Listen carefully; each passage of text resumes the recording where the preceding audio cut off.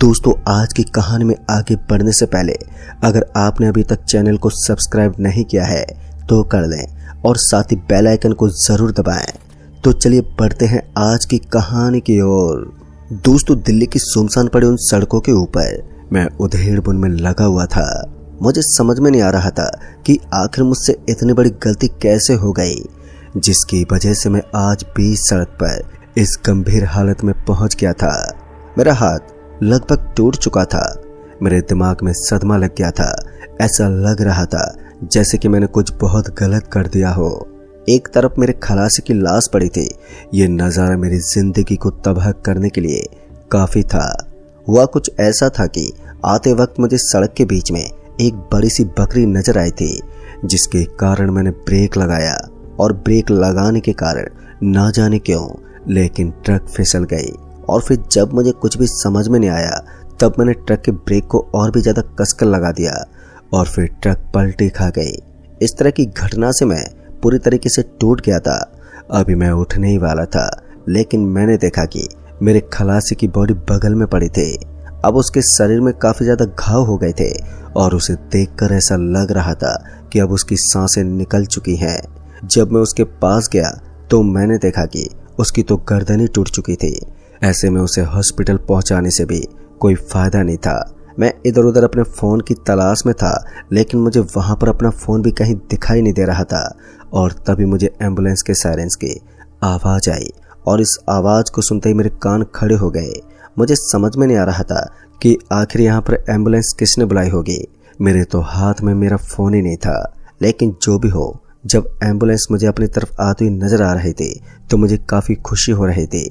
उस वक्त पता नहीं क्यों लेकिन मेरा दिमाग काम ही नहीं कर रहा था। मुझे सब कुछ भारी भारी महसूस हो रहा था। मेरा शरीर काफ़ी ज़्यादा जख्मी हालत में नहीं था। वो तो अच्छा था कि मैं सही समय पर अपने ट्रक का दरवाज़ा खोलकर नीचे कूद गया था, वरना अब तक मेरा भी वही हाल होता जो मेरे खलासी का हुआ था। कुछ देर के बाद तो एम्बुलेंस की गाड़ी मेरे पास पहुंच गई और उसी वक्त इत्तेफाक से मेरी आंख भी बंद हो गई और मैं उसी वक्त नीचे गिर पड़ा। फिर जब मैंने अपनी आंखें खोली तो उस वक्त रात के 1:30 बज रहे थे।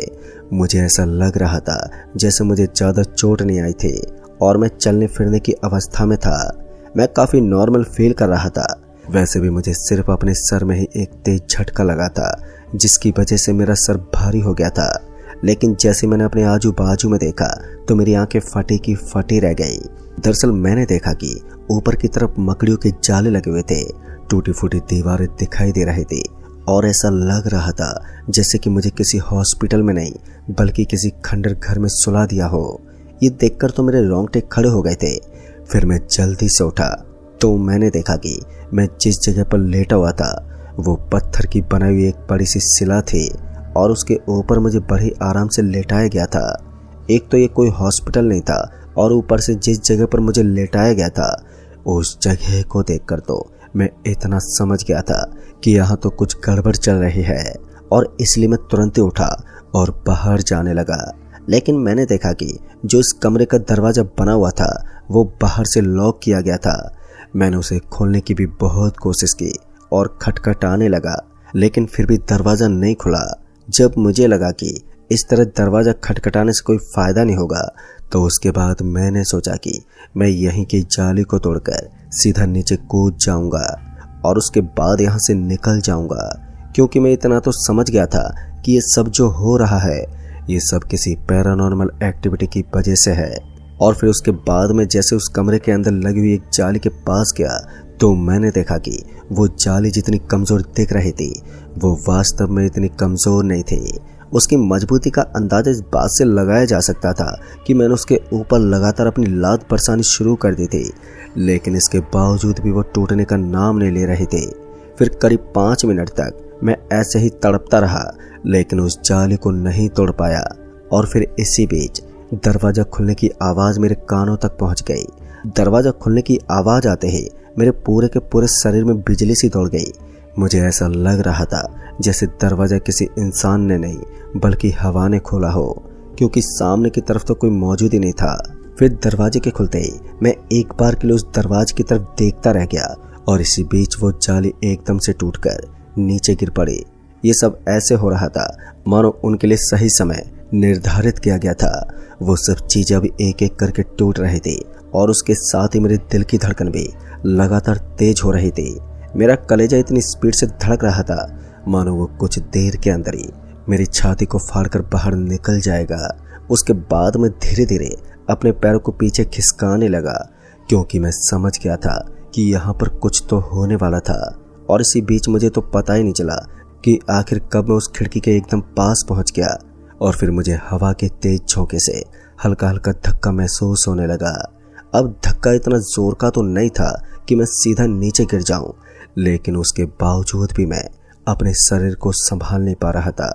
फिर किसी तरह मैंने खिड़की को पकड़ लिया और फिर जैसे नीचे की तरफ देखा तो मैंने पाया कि अगर मैं गलती से भी यहाँ गिरा तो फिर 2 मंजिल से नीचे गिरते ही मेरी तो मौत हो सकती थी। और ये देखते मेरा दिल दहल गया था। उसके बाद मैंने फिर से अपनी बॉडी को कंट्रोल करना शुरू कर दिया। किसी तरह मैं हड़बड़ाते हुए उसी जाले के नीचे बैठ गया, क्योंकि मुझे ऐसा लग रहा था कि कोई अनजानी ताकत मुझे धक्का देने की कोशिश कर रही थी और उसी की वजह से मैं इस हालत में था। मैं मनी मन हनुमान चालीस का पाठ कर रहा था, लेकिन आज तो ऐसा लग रहा था जैसे भगवान भी इन काली शक्तियों के सामने कुछ नहीं कर पा रहे थे। हालांकि मुझे ऐसा कुछ दिखाई नहीं दे रहा था, बल्कि सब कुछ ऐसे ही महसूस होने लगा था। साथ ही मुझे ऐसा भी लगने लगा था, पहले तो मुझे काफी ज्यादा घबराहट हो रही थी, मगर उसके बाद मैंने सोचा कि अब जो होगा वो देखा जाएगा। और यही सोचकर मैं सरपट दरवाजे की तरफ भागा और मैं सीधा उस दरवाजे के पास पहुंचकर दरवाजे से बाहर निकल गया।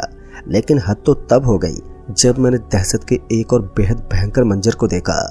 इस बार मैंने देखा कि बाहर की तरफ कई सारी लाशें पड़ी हुई थी और उन सभी की खोपड़ी के अंदर लोहे की कील धंसाई गई थी। ये देखकर मेरा शरीर का सारा खून सूख गया। मुझे तो अपनी आंखों पर विश्वास ही नहीं हो रहा था कि कोई इस तरह से भी किसी को मार सकता है। सच में उस वक्त इस तरह के नज़ारे को देखकर मैं पागल हो गया था, मगर फिर मैंने किसी तरह दोबारा से अपने आप को संभाला, क्योंकि मैं अच्छी तरह से जानता था कि ये सब पैरानॉर्मल एक्टिविटी की गतिविधियां हैं जो मुझे भटकाने की कोशिश कर रही थी। इसलिए मैं तुरंत यहाँ से निकलना चाहता था। बहुत ही कोशिश करने के बाद मैं उन सभी लाशों के ऊपर से गुजरता हुआ एक दरवाजे के पास आ गया और उस दरवाजे के ऊपर कुछ लिखा हुआ था जो कि उर्दू भाषा में था और मुझे उर्दू भाषा पढ़नी नहीं आती थी। इसलिए मैं बिना कुछ सोचे समझे ही उस छोटे से कमरे के अंदर घुस गया। और जैसे मैं उस कमरे के अंदर पहुंचा तो मेरी आंखें फटे की फटी रह गई। दरअसल मैंने देखा कि जितना डर मुझे बाहर नहीं लग रहा था उतना डर मुझे यहाँ पर लगने वाला था। मैंने पाया कि अंदर की तरफ लोगों को रस्सियों से ऊपर की तरफ लटकाया गया था। उन सभी के पैरों में हल्का हल्का खून बह रहा था और इस चीज को देखकर मैं बहुत ही बुरी तरह से घबरा गया था। हालांकि मैंने अभी भी हिम्मत करके अपने आप को वहां से बाहर निकालने की कोशिश की, लेकिन अब मेरे हाथ पैर काम नहीं कर रहे थे और अंदर इतना ज्यादा डर बैठ गया था कि मैं अपनी ओर से पूरी हिम्मत लगाने के बावजूद भी अपने आप को वहां से निकाल नहीं पा रहा था। फिर कुछ देर तक तो वैसा ही होता रहा। मैं आगे जाता रहा और डरता रहा, लेकिन उसके बावजूद मुझे सामने की तरफ एक और दरवाजा नजर आने लगा और उसके ऊपर भी कुछ लिखा हुआ था। लेकिन अब मैं कोई गलती नहीं करना चाहता था, इसलिए मैं उस कमरे को छोड़कर एक हॉल की तरफ चला गया। तभी मैंने देखा कि मुझे उस हॉल में थोड़ी थोड़ी रोशनी चमकती हुई नजर आ रही थी और वहां पर कुछ लोग बैठे हुए दिखाई दे रहे थे। और जैसे मैंने ये सब देखा कि कुछ लोग बैठे हुए थे तो मेरी सांस में सांस आ गई और उसके बाद मैं सीधा उस हॉल में पहुंच गया।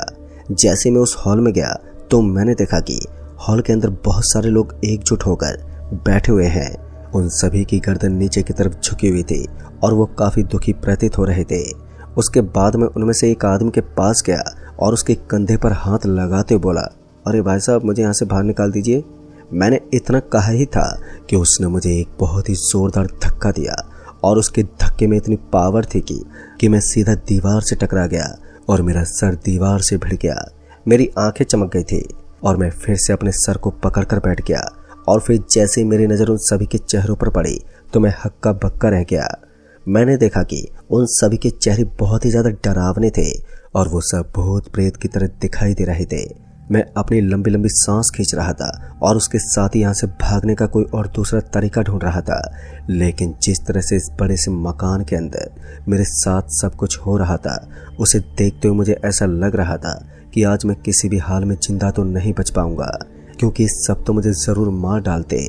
लेकिन मैं इतनी जल्दी हिम्मत भी नहीं हारना चाहता था, इसलिए मैं अपने सर को पकड़कर अपने एक पाँव को घसीटते हुए फिर से वहाँ से आने जाने लगा।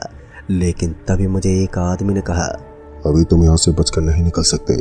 अब सिर्फ तुम्हारी बॉडी यहाँ से बाहर जाएगी, तुम्हारी आत्मा यहीं पर कैद हो जाएगी। ये सुनकर मैं एकदम से पीछे मुड़ा तो मैंने देखा कि 6 फुट का एक लंबा सा आदमी मेरे पीछे खड़ा था, जिसके हाथ में लोहे के कुछ हथियार जैसा था। ऐसा लग रहा था जैसे अब ये लोहे की धातु मेरे पेट में घुसने वाली है। लेकिन फिर मैं बड़ी हिम्मत करके उस आदमी के सामने बोला, मैंने तुम्हारा क्या बिगाड़ा है, मुझे जाने दो। इस बात को सुनकर उसे हंसी आ गई और फिर उसने उस लोहे के हथियार को मेरी तरफ बढ़ाना शुरू कर दिया। इस बार मैं पूरी तरह से कांप गया था और फिर उसने धीरे धीरे वो लोहे का लंबा सा हथियार मेरे पेट में घुसाना शुरू कर दिया। उसके आगे की नोक मेरे पेट को चीरने लगी थी। लेकिन उसी वक्त ना जाने मुझे क्या सूझा कि मैं जल्दी से भागता हुआ पीछे की तरफ वाली खिड़की को लात मारकर सीधा उस 2 मंजिल से नीचे कूद गया। पर मुझे नहीं मालूम कि उसके बाद क्या हुआ, क्योंकि जैसे मैं हवा में था तो उस वक्त मैं बेहोश हो गया था। और फिर उसके बाद जब मेरी आंख खुली तो मैंने देखा कि मैं हॉस्पिटल के एक बेड पर पड़ा हुआ था। फिर से मैं घबरा गया, क्योंकि मुझे ऐसा लग रहा था कि कहीं मैं वापस से उसी हॉस्पिटल में तो नहीं आ गया जहां पर मेरी बुरी दशा हुई थी। लेकिन जैसे मैंने अपने आजू बाजू में देखा तो मेरे घर वाले मुझे अपने आसपास खड़े हुए दिखाई दे रहे थे। और ये सब देखते ही मेरी सांस में सांस आई और फिर मैं आंख बंद करके एक लंबी सांस लेने लगा। तभी मेरे घर वाले मुझे इस घटना के बारे में पूछने लगे। तब जाकर मैंने उन्हें ये पूरी बात बताई। उन्हें ये तो मालूम हो गया था कि हमारा एक्सीडेंट हो गया था, लेकिन उन्हें ये नहीं पता चला था कि आखिर मैं उस जगह कैसे पहुंचा जहां पर मेरे साथ अजीब घटना ने जन्म लेना शुरू कर दिया था। दोस्तों, जब मैंने इस बात को सभी लोगों के सामने रखा तो कुछ लोगों ने बताया कि उस हॉस्पिटल के अंदर आज भी कई सारी आत्मा घूमती हैं, जो कि लोगों की बॉडी को उठाकर उस हॉस्पिटल में लेकर जाती हैं और उसे वहीं पर मार देती हैं। ना जाने वहां पर कितने सारे मरीजों को मार दिया गया है और वो सभी मरीज भूतों के हाथ मरने के बाद खुद भी भूत बन जाते हैं। मगर उन लोगों ने बताया कि मेरी किस्मत अच्छी थी तो मैं वहां से अपनी जान बचाकर निकल गया, वरना वहां से जान बचाकर निकलना हर किसी के लिए मुमकिन नहीं होता। तो दोस्तों, इस कहानी में बस इतना ही। कहानी आपको पसंद आई हो तो वीडियो को लाइक शेयर जरूर कर दें और साथ ही हमें नीचे कमेंट बॉक्स में जरूर बताएं। जल्द ही मिलूंगा ऐसी एक और नई कहानी के साथ।